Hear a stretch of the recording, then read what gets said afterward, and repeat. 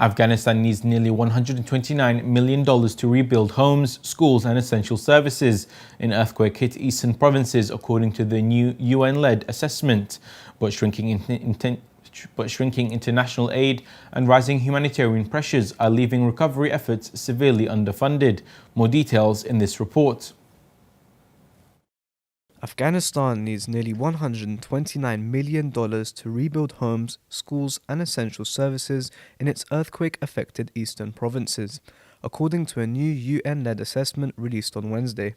The Joint Rapid Recovery Needs Assessment carried out with the World Bank, the European Union and the Asian Development Bank outlines a 3-year reconstruction plan for Kunar, Nagar and Lagman provinces.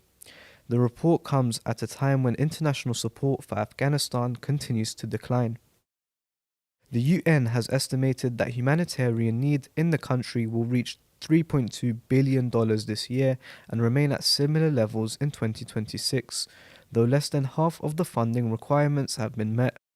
UN Resident Representative Stephen Rodriguez said communities in the quake-hit areas were already facing severe strain due to drought, large-scale refugee returns and deep economic contraction, leaving them with very limited capacity to absorb further shocks.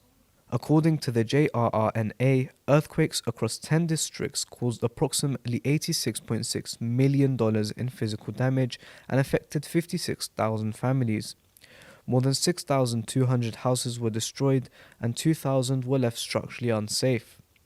The quakes also damaged 22 health facilities and 80 schools, raising the overall recovery cost to $128.8 million.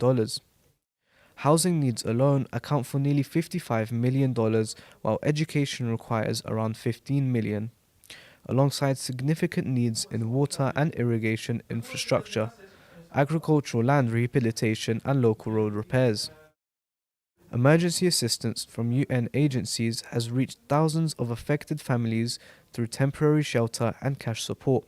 However, nearly 10,000 households still require urgent shelter solutions, and around 7,700 people remain displaced. Rodriguez noted that while this aid reduced immediate risks, it was insufficient to help families transition from survival mode to full recovery without more sustained investment.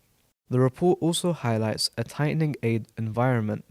Rodriguez revealed that one major donor cut its contributions by up to $90 million this year, forcing the closure of more than 400 health centers in the first half of 2025. The UN Development Programme plans to seek $150 million next year for infrastructure rehabilitation, job creation, and private sector support, including funds for reintegrating returning refugees. But officials say it remains uncertain how much donors will commit. Afghanistan continues to absorb one of the world's largest refugee return movements.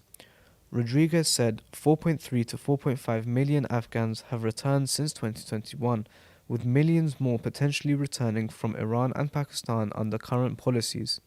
With the labour market unable to absorb the growing population and 88% of returnees in debt, the UN warns that delays in reconstruction could heighten social tensions and increase outward migration.